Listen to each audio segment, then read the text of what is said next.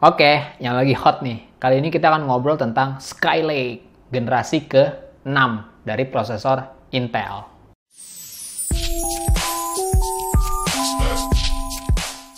Halo guys, gue Tira dari Tangan Belang.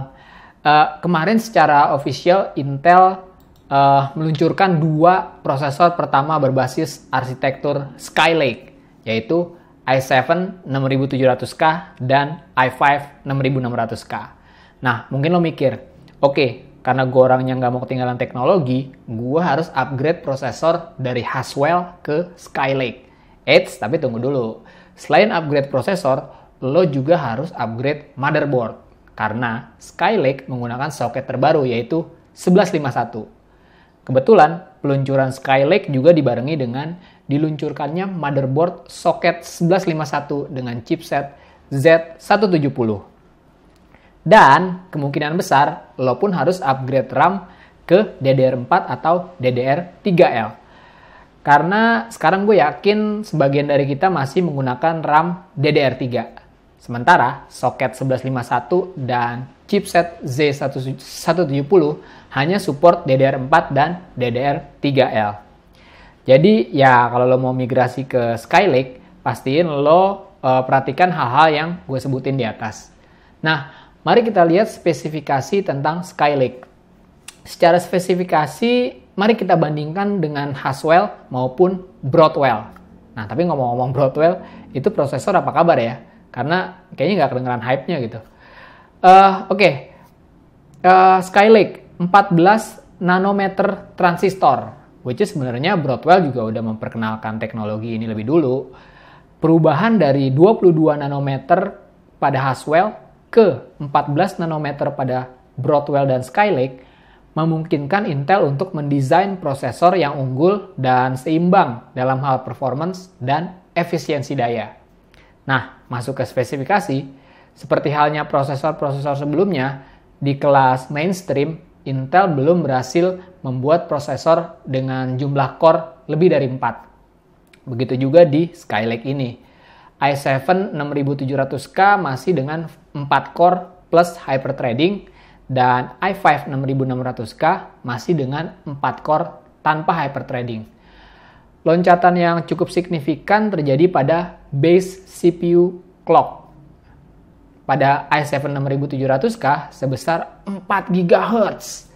Setelah sebelumnya Haswell i7 4770K dengan base CPU clock sebesar 3,5 GHz. Dan boost clock dari 3,9 GHz menjadi 4,2 GHz. Nah, sementara untuk i5 6600K nggak jauh beda sih. Base clock sebesar 3,5 GHz dan boost clock sebesar 3,9 GHz.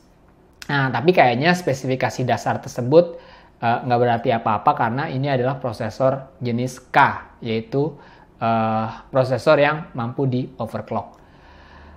Selanjutnya TDP atau Thermal Design Power ada sedikit kenaikan dari 84 watt pada Haswell menjadi 91 watt pada Skylake. Ya, sebenarnya kenaikan performance dan diimbangi dengan naiknya sedikit konsumsi daya, menurut gue masih fair sih.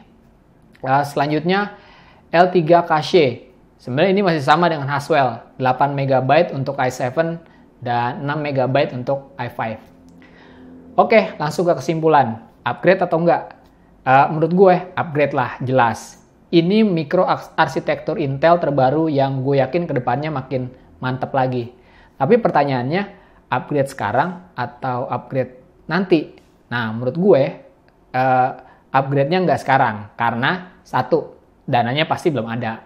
Ingat, selain prosesor, lo harus siap motherboard dan RAM kit DDR4.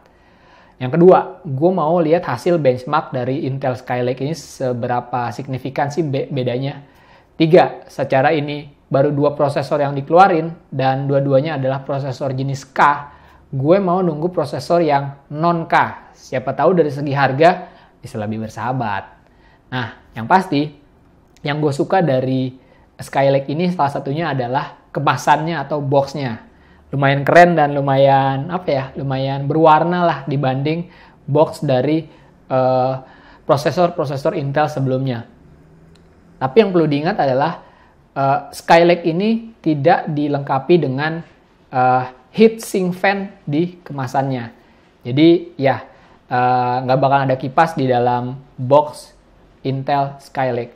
Tapi sebenarnya ini bukan masalah karena soket 1151 sebenarnya nggak terlalu jauh berbeda dengan soket 1150 ataupun soket-soket Intel sebelumnya. Jadi pakai heatsink fan dari prosesor yang lama pun masih bisa. Nah, oke, segitu aja ngobrol-ngobrol tentang Intel Skylake. Seperti biasa, like kalau lo suka video gue, dislike kalau lo nggak suka video gue.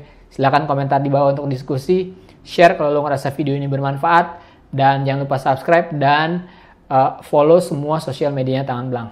Oke, thanks for watching. I'll see you next time. Bye.